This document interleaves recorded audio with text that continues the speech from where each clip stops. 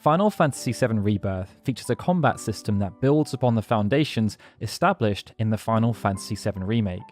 This means that those familiar will feel right at home, but no matter whether you're an experienced veteran or are coming in fresh with Rebirth, there are plenty of subtle nuances designed to help keep things interesting, and it's those subtle nuances that we'll be running through in this video, while also talking through some other broader combat tips that can help you to take advantage of everything Rebirth offers, all with the ultimate goal of making your progress through the game as quick and seamless as possible. First though, it's time to talk through the basics of combat, as even though the core functionality is the same as Rebirth, modifications have been made to some of the core characters.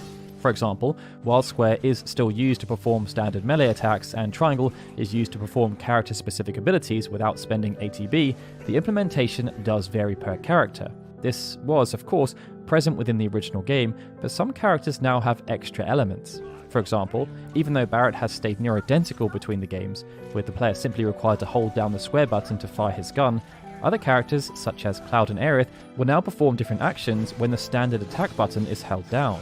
In the case of Cloud, this will see him perform a sweeping attack while in operator mode that hoists smaller enemies into the air and also groups them together.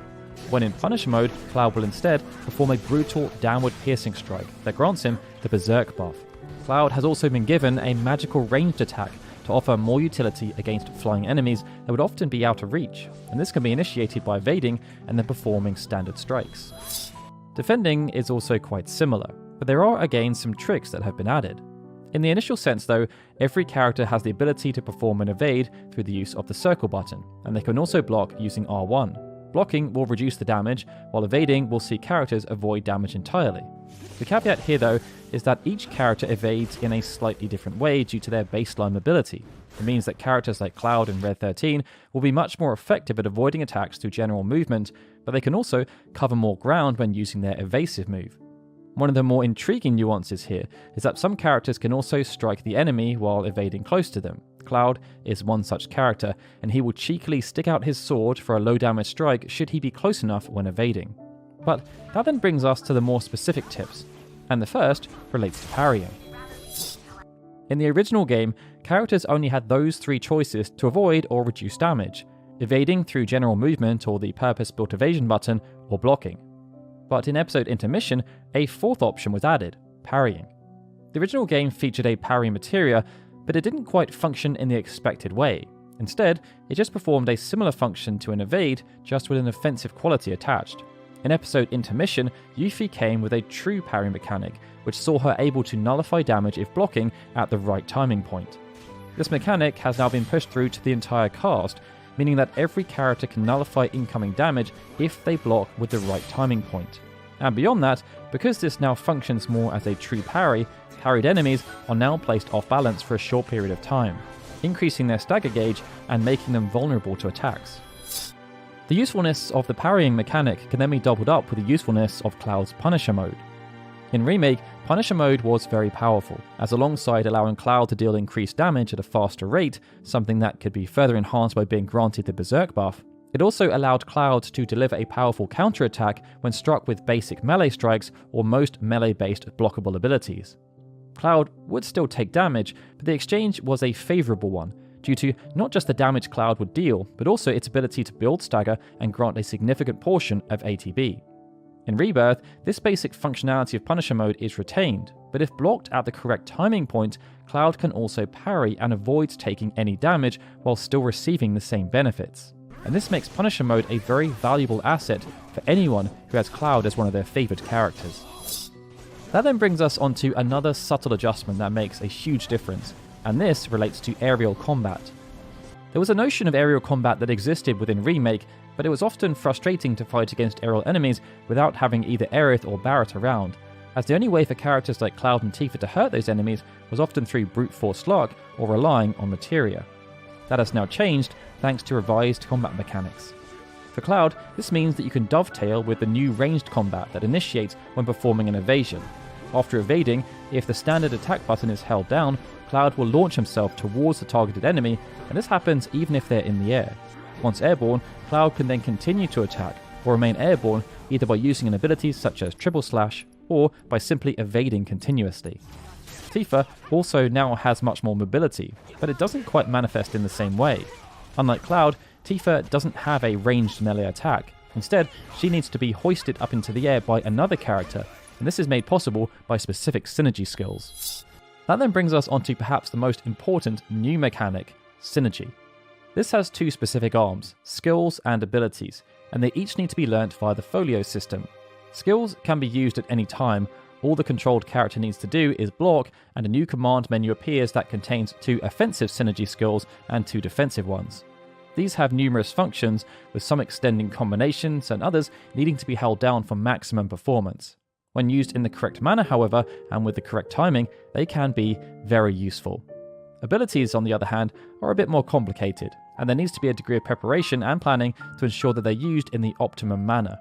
The use of synergy abilities is then tied to ATB actions. Whenever a character uses an ATB bar to perform an action, whether it's using an ability, casting a spell, or using an item, they gain a synergy pip. Each synergy ability then requires that 2 characters both independently have an appropriate amount of synergy pips before they can perform the designated ability. What they then do depends on the type of synergy ability selected. Some will deal damage while also granting some kind of buff, while others just grant a buff.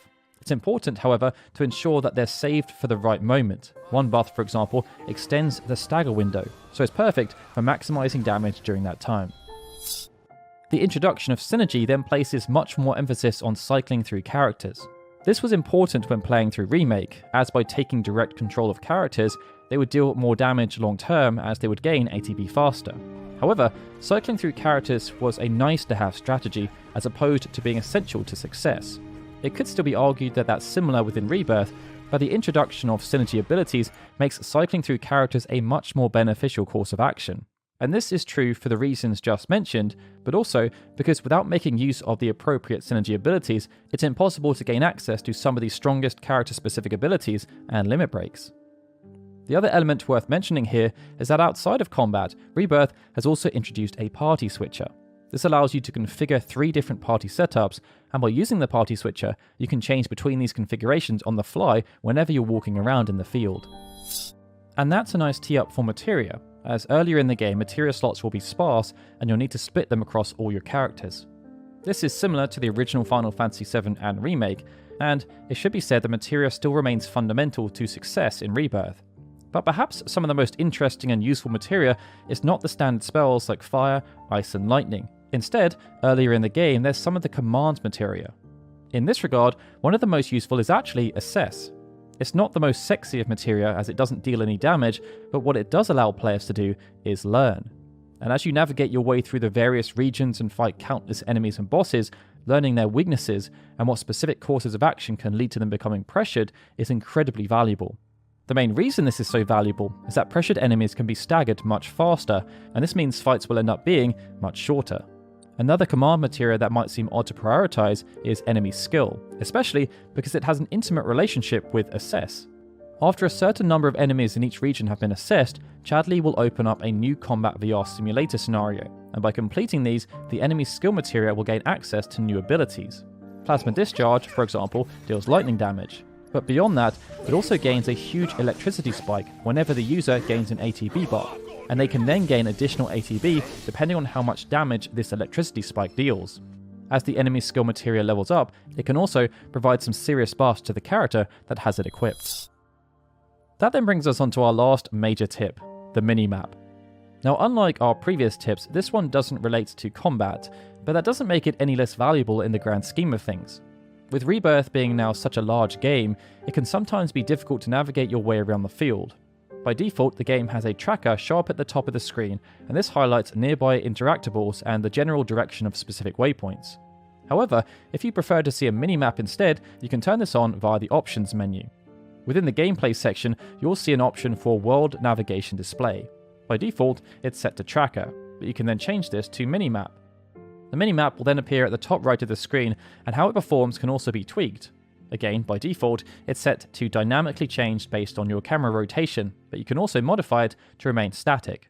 As you walk around, smaller objects will then pop up if they're within 20 meters of the party's location, and their distance will also be displayed. And that can then make exploration and discovery just a little bit easier depending on your preference. Either way, we hope all of these tips will help to elevate your game as you navigate your way through Final Fantasy VII Rebirth. But if you have any more you find along the way, be sure to share them in the comments below so that other would-be travelers may stumble upon them and benefit from your sage wisdom. Also, if you found this video useful, please do feel free to like it and share it around, and make sure you subscribe, as in the coming days and weeks, we will be sharing character-specific combat guides. Alright everyone, with that, this is Daryl signing out. As always, I'd like to give a big thank you to all of our Patreon and YouTube membership supporters, especially Benjamin Snow, The Livestream, Gregory, Justin Dent, and Sukun TDK, your super special Onion Knight supporters, and of course, a big thank you to everyone for watching this video. I'll see you all again soon for more Final Fantasy goodness.